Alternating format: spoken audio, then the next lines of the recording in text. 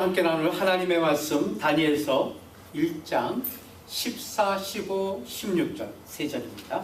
14, 15, 16절입니다. 다니엘서 1장 14, 15, 16절.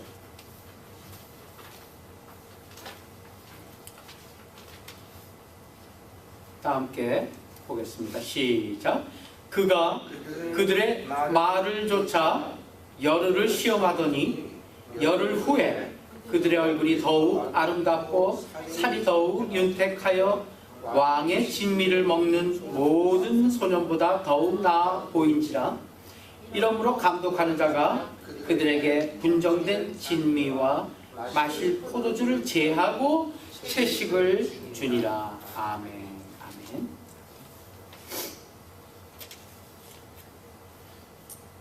요즘에 TV나 무슨 그 매스컴 통해서 접하게 되는 많은 뉴스들이 있는데, 그런 그 뉴스들의 주인공들을 보게 되면 이렇게 뭐 이제 가끔 가로치고 이제 나이가 써 있거든요.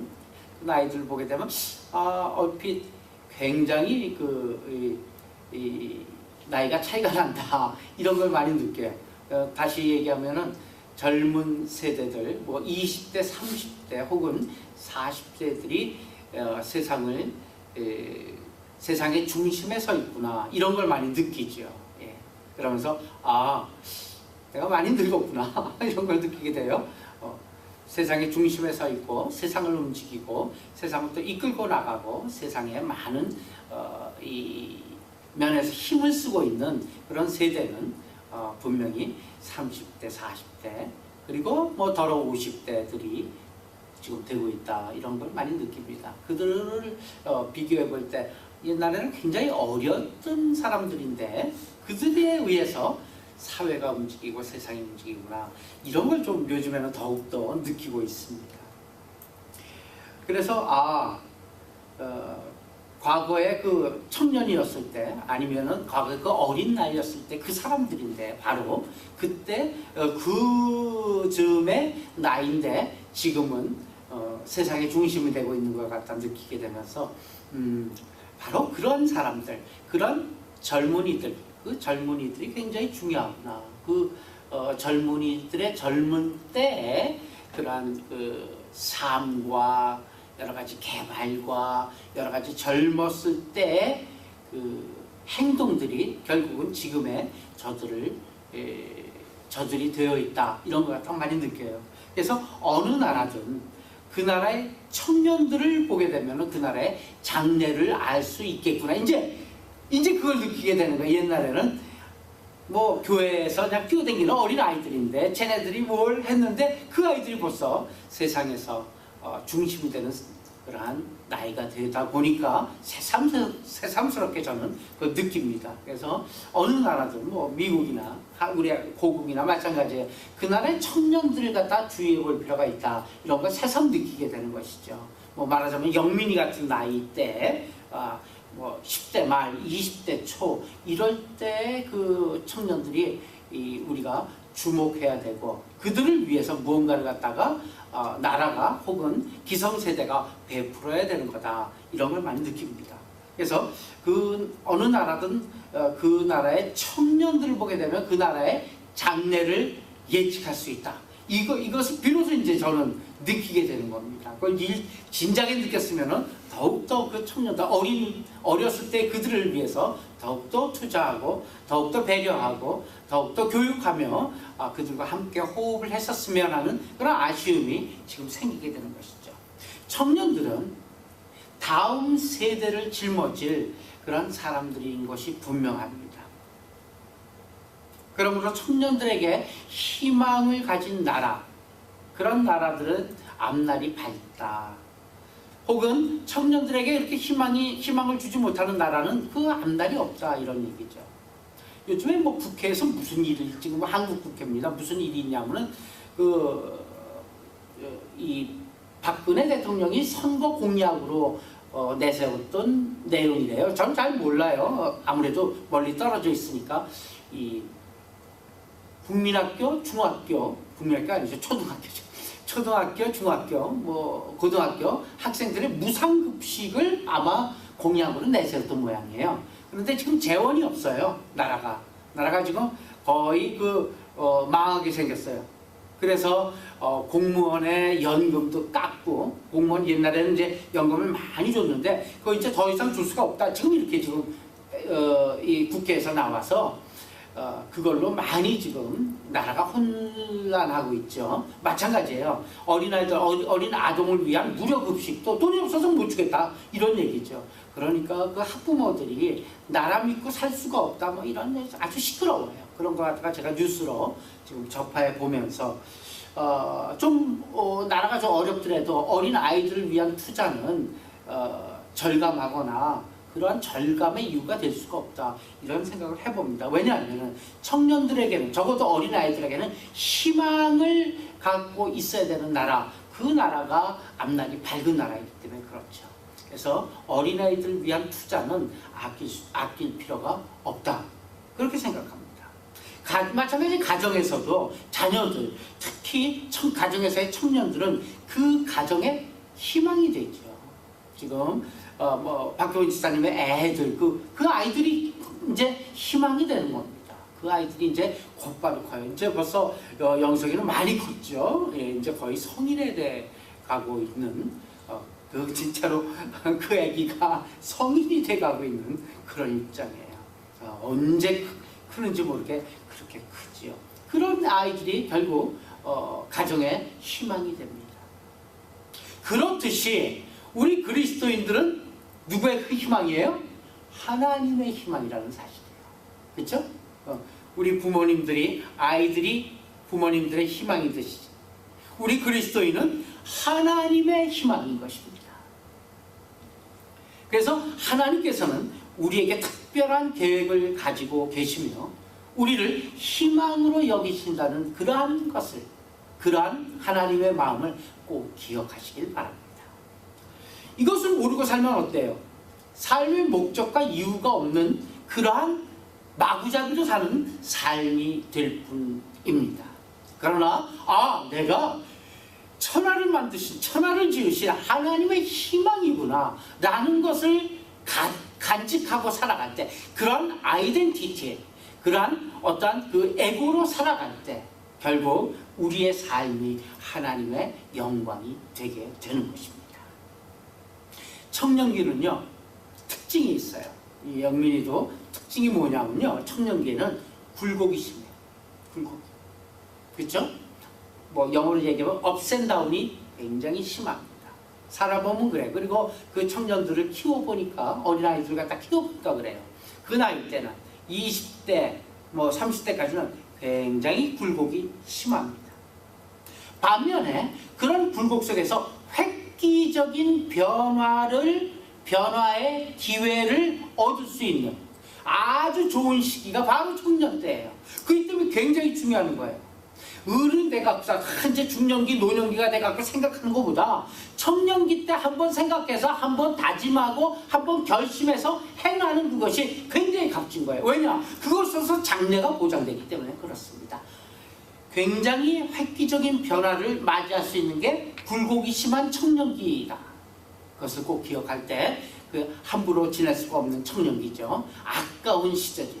그러니까 이 청년기의 한 시간은 노년기의 몇 년의 시간과 마찬가지. 그렇게 귀중한 시간입니다. 이런 시기를 어떻게 지내는가 따라서 장래가 정말 크게 좌우된다는 사실입니다. 바벨론 왕 느부갓네살은 자신이 정복한 각 나라들에서 특별히 젊은 청년들을 모았어요. 각 나라마다 젊은 청년들을 갖다가 포로로 끌어오게 했어요. 왜 그럴까요? 나라의 밑거름을 삼기 위해서, 나라의 장래를 위해서 우리나라에 있는 청년뿐 아니라 다른 점령한 나라의 똑똑한 청년들, 무언가 왕족 출신이라든가 귀족 출신에서 많이 배운 애들, 그런 애들 갖다 포로로 끌고 왔어요. 그들은 흠이 없이 아름다웠어요. 그리고 모든 제주에 이미 통달되어 있지 않겠습니까? 그렇잖아요. 왕족 출신이니까 많이 교육을 시켰을 거 아니에요. 그러니까 거저 먹기로 가져오는 거예요.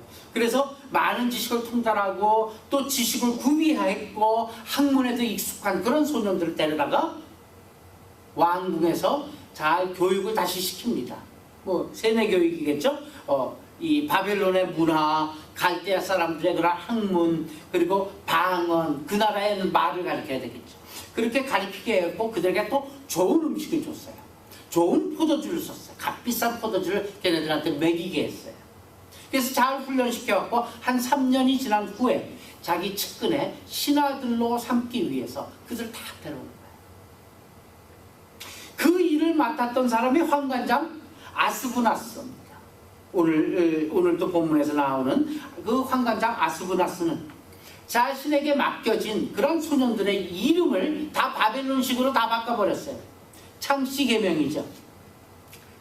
그 중에 유다에서 데려온 4명의 청년들, 특별히 포커스를 하고 있지 않습니까? 그들이 누구냐면 다니엘의 친구인 하나냐, 미사엘, 아사랴였습니다. 이름을 다 바벨론식으로 바꾼 이들에게 많은 교육을 시켰겠죠. 특별히 바벨론의 학문을 주입시키는 그런 과정에서 이 4명들은 특별히 오늘 성경에서 보게 되니까 뜻을 정했대요. 청년기에 뜻을 정하는 그 뜻을 정했다는 얘기입니다. 그래서 그들은 왕이 주는 음식, 왕이 주는 포도주, 그것을 받아먹었고 스스로를 더럽히지 않기로, 자기를 더럽히지 않기로 작정을 합니다. 왕이 주는 음식을 받는다는 것은 뭐예요? 그 나라 왕, 바벨론 왕 느부갓네살을 자기의 주인으로 삼는다는 얘기죠. 그리고 그 왕에게만 충성하겠다, 그렇게 맹세하는 것과 다름이 없는 거예요. 왕이 주는 음식을 다 먹는다는 것은. 그게 그들의 생각이었어요. 그리고 대부분의 왕이 주는 그 음식들, 고급 음식들, 아주 맛진 음식들은 뭐예요? 우상의 제물이었어요. 우상에게 드리고 난 다음에 그 제물을 가져다가 그들에게 주는 거였어요. 그러므로 그들은 여호와 하나님께 충성을 저버리고 왕을 주로 삼는 일, 왕을 주인으로 삼는 일, 할 수 없는 일이다. 더구나 우상의 제물을 먹는 일, 아무리 왕이 주는 진미라 할지라도, 아주 좋은 값진 포도주라 할지라도 먹지 않기로 결심을 합니다. 근데 우리가 그냥 그렇게 결심했구나, 그렇게 생각하는 게 그렇게 쉽지 않은 거예요, 사실은요. 그렇죠? 지금 대상이 누구예요? 젊은 아이들이에요. 젊은 청년들의 10몇 살밖에 안 해요. 예를 들어갖고 우리 영민이만한 나이 또래예요. 옆에 지금 진짜 맛있는 음식이 있는데 그거 안 먹겠다고 스스로 생각하고 작심하기 쉬워요? 아니면은 어려워요? 어렵죠. 우리 이제 나이가 좀 들게 되면은 소식을 하게 되잖아요. 그리고 한두 끼 굶어도 별로 차이 없어요, 사실은. 그렇게 큰 에너지를 필요로 하지 않습니다, 사실은 나이가 들게 되면. 그러나 청년기에 이 10몇 살짜리 20대에는 많은 에너지를 필요로 해요. 왜냐하면 운동량이 많기 때문에. 그렇기 때문에 본능적으로라도 많이 먹습니다. 그게 본능이에요. 많이 먹어요. 몇천 칼로리를 먹어야 돼요. 그리고 먹길 원하고요. 젊은 청년들에게 식욕은 주체할 수 없는 거예요. 그렇잖아요? 저도 어렸을 때 기억을 해봐요. 가끔 또 어떻게 하다 보니까 한 2끼 굶었을 때 벌벌벌 떨렸어요. 아마 영민이도 2끼 밥 안 주면은 벌벌 떨릴걸? 굉장해요. 예. 그리고 또한 그 젊은 나이에는 욕심이 많잖아요. 특히 식탐이 많습니다. 그렇죠? 식탐 뭐라 그랬죠? 골로새서 3장 5절 한번 갔다 오죠? 시작. 그러므로 땅에 있는 지체를 죽이라. 곧 음란과 부정과 사욕과 악한 정욕과 그 다음 뭐예요? 탐심. 그 다음에 뭐라고 써있어요? 탐심은 우상숭배니라. 탐심은 우상숭배니라. 우상숭배 해가 없어 무슨 어떻게 부처한테 절하고 무슨 뭐 어떻게 돌기둥한테 절하고 이상한 무슨 어떤 그 바위한테 절하는 것만 우상숭배가 아니에요. 요즘 시대의 우상숭배는 뭐예요? 지금 성경에 뭐라고 돼 있어요? 탐심, 욕심이 곧 우상숭배예요. 그렇기 때문에 절제를 하라는 얘기예요. 절제가 곧 성령의 열매이기 때문에. 탐심은 곧 우상숭배다 이게. 아, 조금 더 먹어야지. 그 우상숭배라니까요. 심각한 거죠.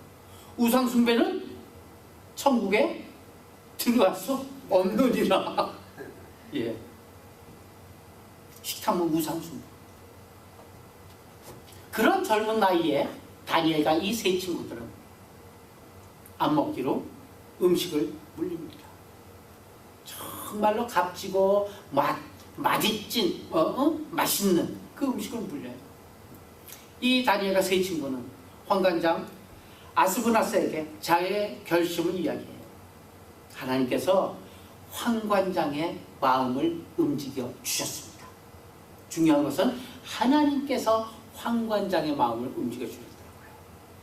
아무리 결심을 한다 쳤더라도, 아무리 이 바른 마음을 가진다 하더라도 주변에서 그것을 받아주지 않으면 어떻게 돼요? 안 돼요. 하나님께서 허락하지 않으면 안 된다는 얘기예요. 박혜훈 지사님의 기도와 같이. 하나님께서 환관장의 마음을 움직입니다. 더구나 이 환관장의 마음을 움직이게 된 많은 동기 중에 하나가 또 뭐예요? 그들의 행실이 발랐기 때문에. 정직하고 참 온전하고 뭐 흠잡을 데가 없는 거예요. 이 교육시키는 환관장의 눈에 볼 때도 참 진실된 애들이 젊은 나이에 이렇게 진실되고 행실이 바른 청년들은 하나님께서 기뻐하십니다. 그때 바른 행실, 그때 진실된 행동이 결국 언제까지 간다고요? 죽을 때까지 가는 거예요. 그 다음에 젊었을 때 바른 행실, 진실된 마음, 정직한 마음, 하나님을 두려워하는 마음, 이 마음을 먹는 것이 소중한 것입니다. 환관장은 다니엘과 세 친구에 대해서 상당히 동정적이었어요. 그리고 또한 제시하는 것도 뭐였죠? 열흘 동안만 시험해보라고 그렇게 제시를 합니다. 계속해서 하게 되면 문제가 생길 수 있죠. 근데 열흘 동안만 해보래요. 왕의 진미 대신에 우리에게 채식만 주세요. 왕이 주는 포도주 대신에 그냥 물만 주세요. 물만 마시게 해주세요. 그리고 나서 한 열흘간만 봐주세요. 그 결과에 따라서 당신 마음대로 하세요. 결과가 나쁘면은 다시 고기 먹죠. 그런 결과가 좋을 경우에는 우리 주장을 받아주세요. 참 타협이 좋지 않습니까? 상당히 논리적이었다는 사실이에요. 젊은 아이들이. 젊었을 때 이런 논리. 14절은 이렇게 시작하죠. 그가 그들의 말을 조차 열흘 시험을 하더니 열흘 동안 시험을 합니다. 열흘이라는 기간에 뭐 크게 생명에 손상을 준다든가 또 건강을 크게 해친다든가 그런 긴 기간은 아니에요. 그렇잖아요. 열흘간 채식 먹어갖고 뭐가 변하겠어요? 원래 안 변해요, 솔직히. 열흘 채식 먹어갖고 식성이 변하겠습니까? 안 그래요. 식성 변하려면 한 6개월 가야 돼요, 사실은. 얼마든지 시험을 할 수 있는 충분한 기간이기도 해요, 열흘은. 참 좋아요. 그래서 다니엘과 세 친구들이 제안한 그 말을 쫓아서 열흘을 시험을 합니다. 열흘 시험하는 동안 감독자에게 생기는 또 이득이 있죠. 그렇죠? 감독자는 왕국에서부터 음식 다 받아올 거 아니에요. 엄청나게 맛있는 음식들 다 받아와요. 왕이 주는 산의 진미, 거기다 포도주, 그걸 갖다 다 받아오지만 얘들은 안 먹어요. 그럼 뭐가 나와요? 그 음식들이 자기한테 남는 거예요. 산의 진미가. 중간에서 자기네들이 먹겠죠. 그리고 값싼 채식만 주면 돼요. 분량으로 따지면 얼마나 많겠어요, 사실. 4명이 열을 먹을 분량이면 꽤 되지 않습니까? 그것도 값비싼 음식들이 대부분이니까. 그래서 그 분량은 얼마나 많겠어요? 4사람이 열흘 동안 먹는 식량. 열을 시험하는 것 중간에 감독자한테도 큰 이득이 있었어요. 반대할 이유가 없어요. 결과가 어땠습니까?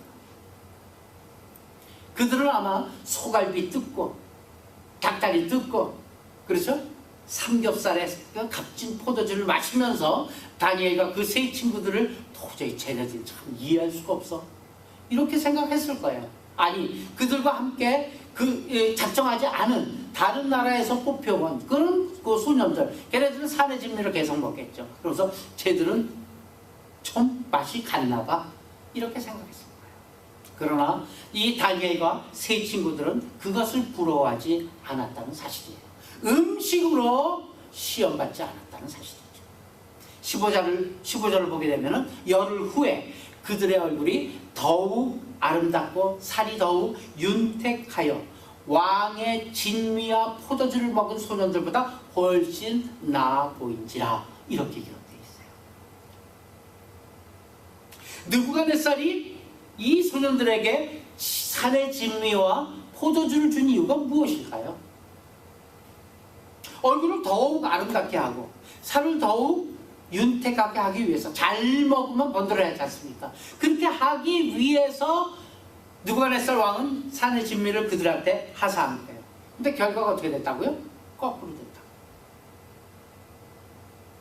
사실 거꾸로 될 수 있습니까? 아니죠. 근데 어떻게 거꾸로 됐어요? 여기서 우리에게 주어지는 메시지는, 주권이 누구한테 있다고요? 세상 임금에게 있는 것이 아니라 주권이 누구한테 있다고요? 하나님께 있다는 거예요. 아무리 산의 진미를 먹어봐라, 내가 허락치 아니하면 결코 그 원대로, 그들의 추구하는 대로 되지 않는다는 얘기예요. 하나님께서 하신다면 비록 채식만을 먹어도, 비록 물만을 먹어도 더욱더 윤택하고 비신하게 하나님께서 하신다는 얘기입니다. 주권이 누구한테 있다? 하나님. 채식과 물이 꼭 건강식품이기 때문에 그렇게 됐다? 천만의 말씀. 안 그래요. 더러 고기도 먹어야지만 좋아요, 몸에도. 다이어트 식품이라서 그렇게 깨끗하게 주고 윤택해졌다? 천만의 말씀이에요. 음식 자체의 이유에 있었던 것이 아니죠. 하나님께서 그들과 함께 하셨기 때문에 그렇게 되었다는 얘기입니다. 다니엘의 하나님이 그들의 법관이 되어서 그들을 보호해 주셨고, 하나냐의 하나님이 그 이름, 하나냐 이름 그대로 저들에게 은혜를 베풀어 주셨습니다. 그리고 미사엘의 하나님이 선한 목자가 되어서 그들을 이끌어 주셨고 인도해 주셨고, 아사랴의 하나님이 저들의 하나님이 되어 주셨기 때문에, 저들을 도와주셨기 때문에 저들은 건강할 수 있었다는 사실입니다. 사무엘상 2장 30절.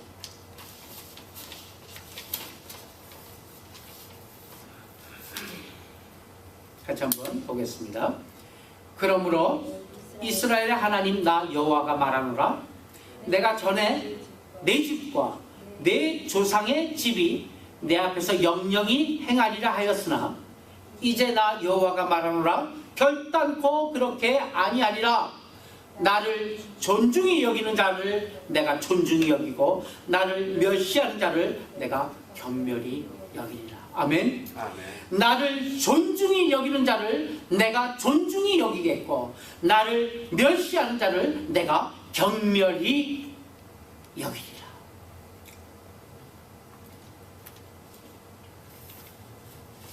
다니엘과 세 친구가 하나님의 기뻐하시는 뜻을 정하고 하나님만 바라보았을 때 왜 하나님께서 자신을 돌봐주시지 않겠냐는 것입니다. 하나님께서 책임져 주실 것이다. 하나님을 존중히 여기는 그들을 하나님께서는 결코 외면하지 않을 것이다 라는 그들의 믿음이 있었기 때문에 비록 채식이지만, 비록 물만 먹지만 결코 하나님께서 우리와 함께 하시기 때문에, 하나님께서 그 결과가 되어주실 것이기 때문에, 하나님은 그런 살아계신 하나님으로 믿고 계셨기 때문에 그 돌보시는 하나님 앞에 그들은 환관장 앞에 베팅을 한 것입니다. 다니엘 때문에 하나님이 영광을 받으시고 하나님의 이름이 높여진 것처럼 나 때문에, 우리들 때문에 하나님이 높임을 받고 영광을 받아야만 되는 것입니다. 언제 어디서든지 어떤 일로든 하나님께서 비난을 받으시면 안 됩니다. 나의 행동, 나의 생각, 나의 모든 것을 통해서 하나님이 영광을 받으시고, 그리고 나의 이름이 높여지는 것이 아니라 하나님의 이름이 높여지기 위한 그 길, 그 생각, 그리고 그 결단이 우리에게도 있기를 예수님의 이름으로 축원합니다. LA에 가게 되면은 유명한 햄버거 집이 있죠. 인앤아웃 햄버거 집이 있습니다. 유명한 햄버거 집이에요. 맥도날드보다 훨씬 늦게 시작했죠. 아마 얼마 되지도 않았어요. 그렇게 늦게 시작한 후발 기업이지만 맥도날드를 따돌렸다고 할 만큼 장사가 잘 되고 햄버거가 날개 돋친 듯이 팔리고 있어요. 왜 그럴까요? 무지개 맛있어요. 맥도날드랑 게임이 안 돼요. 그 회사의 인앤아웃의 사장이 독실한 크리스찬. 감자도 꼭 생감자만 쓸어갖고 튀깁니다. 여기 우리 유럽에 있는 딕스가 그렇듯이, 아니면은 저 밑에 파이프에 있는 어디죠? 퀵퀵이 그렇게 하듯이 생감자만 잘라. 고기도 좋은 것 많습니다. 아주 양질의 펠이 많습니다. 인앤아웃 들어가도 복을 받고 나가도 복을 받는다는 신명기 28장 6절 말씀 한번 같이 볼까요? 내가 들어가도 복을 받고 나가도 복을 받을 것이다. 여기에서 이 회사 이름을, 햄버거 이름을 딴 거예요. 들어가도 복을 받고 나가도 복을 받을 것이다. 그래갖고 인앤아웃이에요. 그들의 주스 따라주는 컵, 콜라 담는 컵 밑바닥을 뒤집어 보면 뭐라고 써 있어요? 요한복음 3장 16절이 새겨져 있어요. 요한복음 3장 16절 시작. 하나님이 세상을 이처럼 사랑하사 독생자 예수 그리스도 독생자를 주셨으니 이는 저를 믿는 자마다 멸망치 아니하고 영생을 얻게 하려 하십니다. 한마디로 인앤아웃 햄버거는 하나님만을 높이는 기업으로 시작했습니다. 아예 이름서부터 모든 슬로건이, 모든 사업의 내용이 다 하나님과 관련되어 있습니다. 기업인은 이렇듯 회사에서, 교수는요 대학에서, 정치인은요 정가에서, 직장인은요 직장에서, 학생은 학교에서, 주부는 동네에서 이렇듯 하나님의 영광을 드러내야만 하는 것입니다. 모든 영광을 하나님께 돌리는 그런 우리 모두가 되기를 바랍니다. 이렇듯 믿음으로 충만할 때 우리의 마음속에는 강물같이 흐르는 그런 기쁨을 주체할 수 없게 될 것입니다. 주님 주시는 참된 평강, 우리 마음속에 넘칠 수가 있는 거예요. 왜? 하나님을 앞세우고 하나님을 우선하고 모든 것을 다 하나님의 영광에 주파수를 맞추고 사이클을 맞췄기 때문에 하나님께서 그의 삶을, 그의 미래를 책임져 주시기 때문입니다. 그래서 이 다니엘과 세 친구처럼 우리의 얼굴도 더욱 아름답고 더욱 윤택해지길 바랍니다. 음식의 원인이 있었던 것 결코 아닙니다. 아무리 다이어트하고 아무리 음식에 얼굴에 뭐를 발라도 그 얼굴이 깨끗해지는 거 아니에요.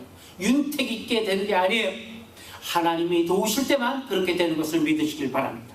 오늘 하루도 예수님으로 우리의 마음이 충만하게 채워져서 그래서 우리의 삶이 윤택하고 또 아름답고 복된 하루가 되기를 예수님의 이름으로 축원합니다. 기도합시다.